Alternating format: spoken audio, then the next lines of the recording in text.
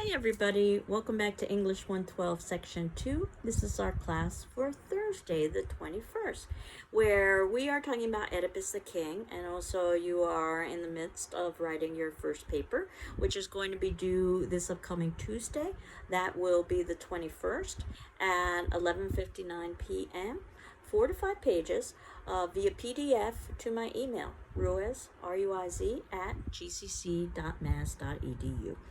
So I'm hopeful that the journals might have given you a little bit of direction for that. And where we are as you're working on your paper, and keep in mind, once I evaluate your paper, and I'll be evaluating it for grammar and for mechanics as well as for content and putting a letter grade on it, and I return it to you, you all have the option of revising that paper for a higher grade. So you can sort of think of the first paper as a kind of draft if you'd like to, because I know that a formal writing assignment, especially the first one, can lead to a certain level of anxiety. So I wanted to try to alleviate that. And it's honestly the way that professional writers write. They go through multiple drafts and edits. But as you're working on your first paper, we're talking about Oedipus the King. And we saw a production last class, and it tried to mimic what we might have experienced in watching a production in a Greek amphitheater in 430 BC. So it is very far removed from what we would have experienced. And you can see that in the notes below, I have a short video of about 4.5 minutes or so about what the amphitheater would be like and look like. So I encourage you to watch that so that you could get a sense of what an amphitheater would be like. Obviously, the version that we saw was being filmed on a stage in a studio, not in a Greek amphitheater. So I wanted you to get a sense of what a Greek amphitheater would be like. And I also have a link about Greek amphitheaters. And as I had indicated before, we are reading a translation. We're not reading the original Greek. I've oftentimes said I've never really read Oedipus the King because I've read lots of English translations, but I've never read it in the original Greek. And it was originally written in poetry as well. So the translation is going to be tricky in that you want to kind of keep to the auditory elements of the poetry, but doing that in another language and still being able to keep to the plot and the content is definitely going to be a challenge.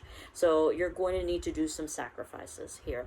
And the plot would already be known by the audience when they were watching the play.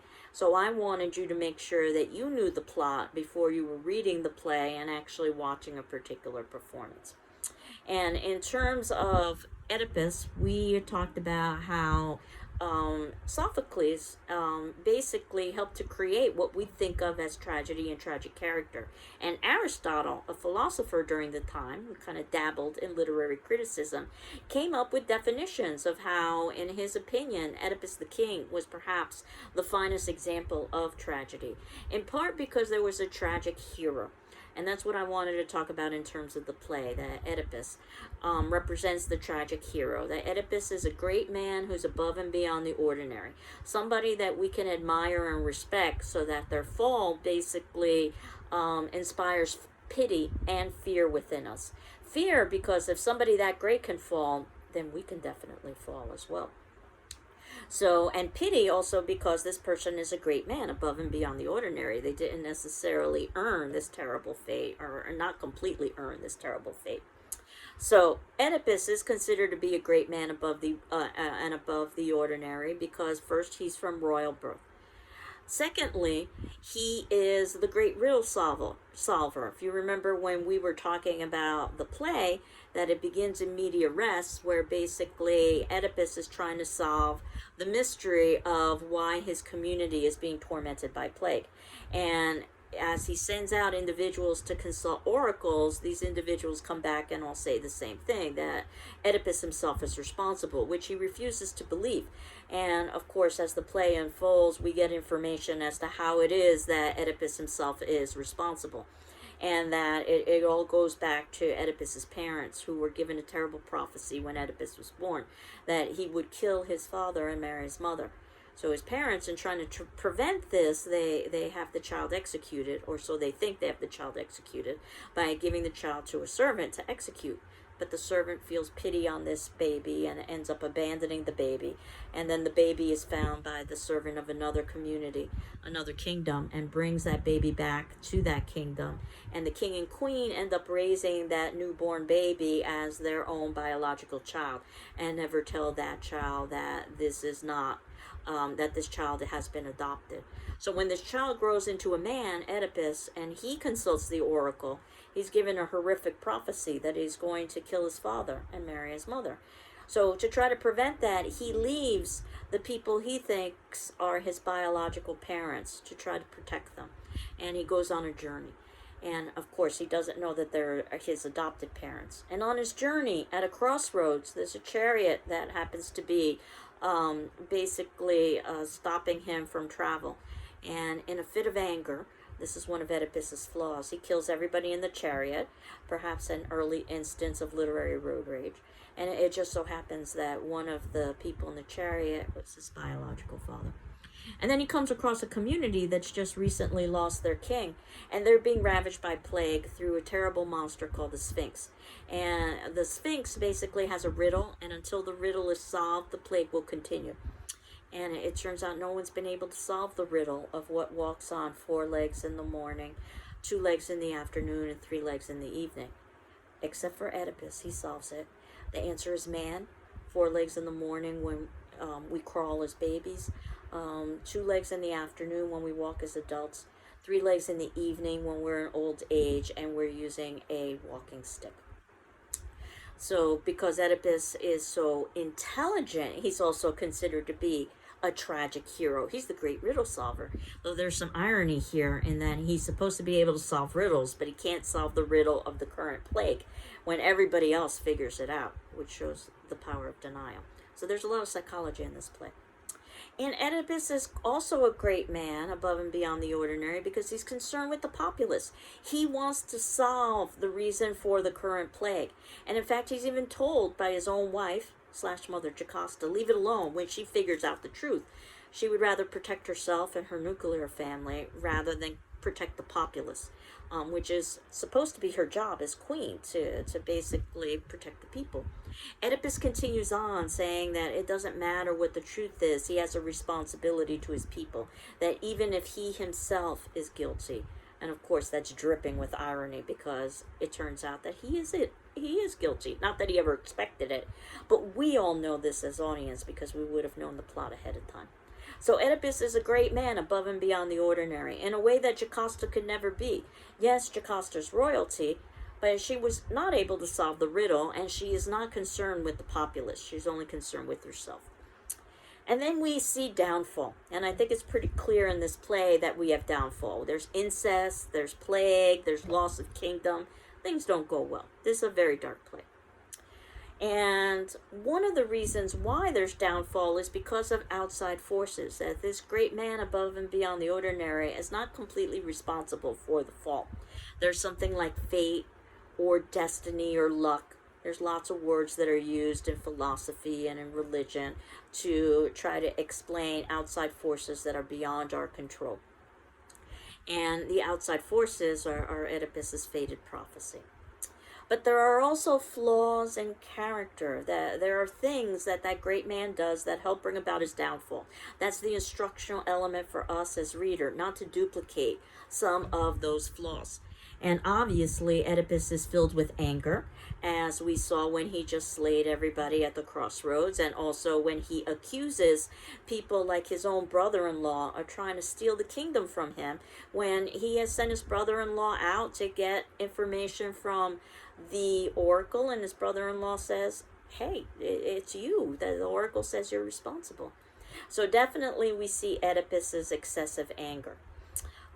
Also, he's very angry at Tiresias, the blind prophet, saying, well, you can't see anything. You're supposed to be a prophet and have insight, but I can't be responsible. And of course, it turns out Oedipus isn't responsible. A good amount of paranoia on Oedipus's part as well. Again, proclaiming to his brother-in-law Creon, you're lying because you want to steal my kingdom. And Creon, in a very calm way, says, no, I don't. I'm enjoying all of the privileges of being part of the royal family without any of the responsibilities. I'm in an ideal place. More irony here, because at the ending of the play, it turns out that Creon is indeed going to have to become king, whether he wants to or not. An incredible amount of denial on Oedipus's part, because the answer is obvious. Everybody figures it out. The chorus figures it out. Jocasta figures it out. We already know his audience. And Oedipus is smart. He's established this through solving the riddle. However, ultimately, what we find out is that when you don't want to see the truth, it's easy to blind yourself. Vision and blindness is a major theme in this play, which is why we've got a blind prophet, which happens to be someone like Tiresias, who doesn't have physical sight, but has insight. And notice the production that we saw, that Tiresias is dressed all in white to represent light and insight. Oedipus in the production we saw is dressed all in gold to represent royalty. At the very ending of the production, Oedipus is all in red with the black veil. The black veil is supposed to represent blindness. The red should represent blood, from when Oedipus basically punishes himself and gouges out his eyes that have betrayed him. He had physical vision, but no insight. Oedipus is also responsible for a blood crime, and that basically that he has committed incest with his mother. So that is also an appropriate color. We see Oedipus's daughters when they come out, they're in red, again the products of incest. So you can see how color imagery is used, at least in this particular production. One of Oedipus's flaws is very difficult to understand from a contemporary perspective, and it's about hubris, or excessive pride. The idea that when Oedipus is given the prediction that he will kill his father and marry his mother, he is proud enough to think that he can outwit the gods and stop this from happening. And in an ironic fashion, every action he takes to stop it from happening actually makes it happen. And in fact, we can go further back. This isn't just Oedipus. This is Oedipus's parents, who are filled with excessive pride and hubris, thinking that they can change the will of the gods by trying to change their fate. Now, of course, from a contemporary perspective in particular, we can empathize with the idea of trying to stop this horrible thing from happening. Nobody wants their child to kill their father, or nobody wants their child to marry their mother. So obviously Oedipus's parents are going to try to prevent that. And obviously Oedipus is going to prevent that if he can, because none of us want to kill our father, and none of us want to marry our mother. The thing is, during the time of 430 BC, in a world of gods, it would have been seen as the ultimate act of arrogance or hubris to try to change the will of the gods.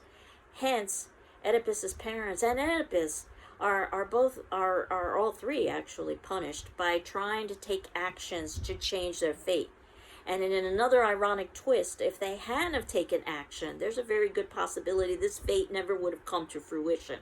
It's almost like a Twilight Zone episode. I've mentioned the Twilight Zone before, that 50s television show that had some of the best short story writers of the day, that often used great irony and twists at the ending.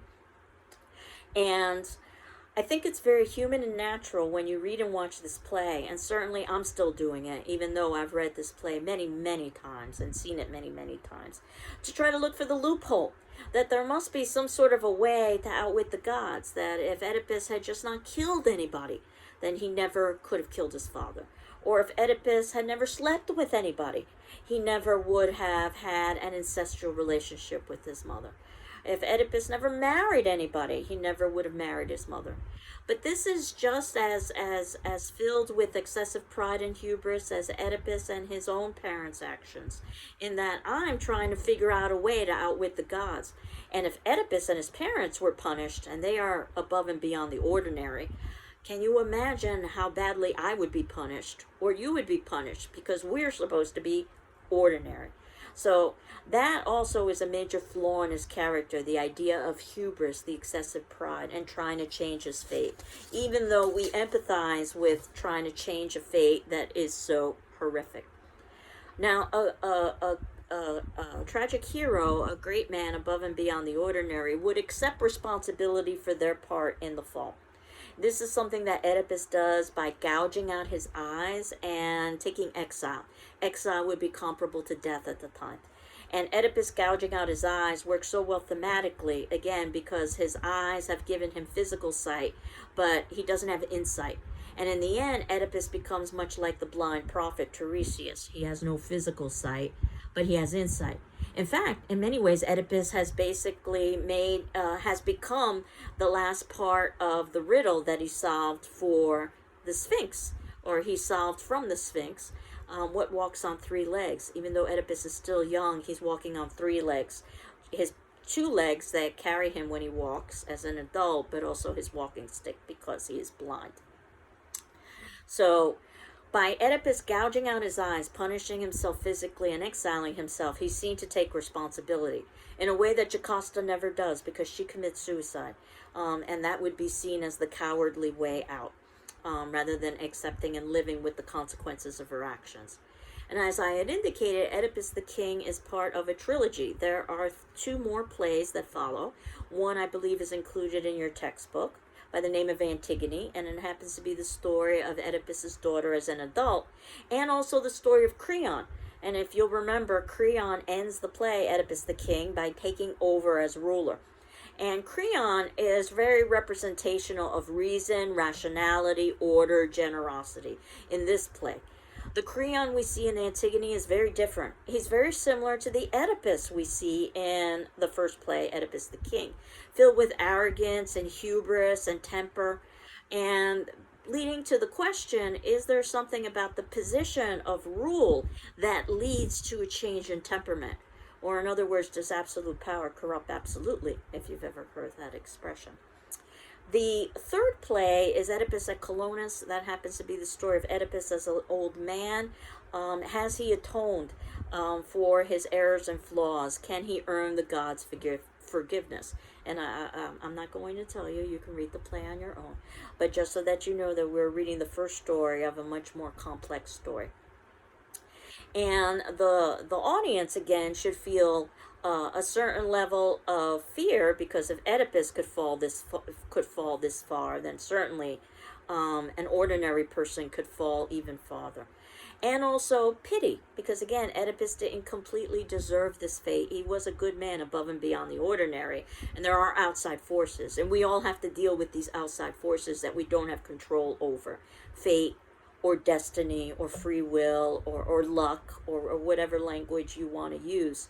And usually philosophy and religion try to come up with some sort of a middle explanation, that there might be something known, like there might be a certain level of foreknowledge of the future, but that doesn't necessarily take away from someone's free will. But again, you can see that these philosophical and religious questions that we grapple with in our contemporary times were questions that they were also grappling with in Oedipus the King. And again, since these are the early days of drama, we're not going to be seeing a level of complexity and characterization that we will see in some of the more contemporary pieces. The characters are oftentimes representational. So Jocasta, again, not only is she not a tragic hero because she's not concerned with the populace and she doesn't accept responsibility for her actions, suicide, she very much represents a kind of tainted royalty. Creon, on the other hand, represents, again, reason, rationality, generosity, in a way that we don't see with Oedipus. Perhaps because Creon is not king, as I was suggesting. Once Creon becomes king in Antigone, he's a very different kind of person. Tiresias, the blind prophet, is supposed to represent insight. And of course, the irony that one can be physically blind but also have insight. In fact, if you were to look up the word irony in the glossary of literary terms at the back of our textbook, what you will see is that Oedipus the King is referenced as an example of a literary piece that's known for its irony. So this is an element that you will see in Oedipus and many of Oedipus's plays, or many of, I should say, Greek tragic plays, but especially in Oedipus the King. And irony would be a great thing to talk about, as we will discuss as I introduce paper topics soon for paper number 2, which will be on drama. Irony is a great topic to discuss in Oedipus the King, as his vision and blindness. And then we have the chorus, again, representational of the populace, but they can also serve as a kind of narrator. And we heard them chanting, which increases the volume. We also saw there and the other actors' exaggerated actions, which would probably seem very exaggerated through a camera lens, but much less so if we were sitting in a Greek amphitheater. Again, the reason why I want you to see that brief video about Greek amphitheaters. And some of the themes, as I was suggesting, things like vision and blindness, are also light and dark. There's lots of references to light and dark that are related to vision. Light is representational or connected to vision, and dark is connected to blindness. And also irony.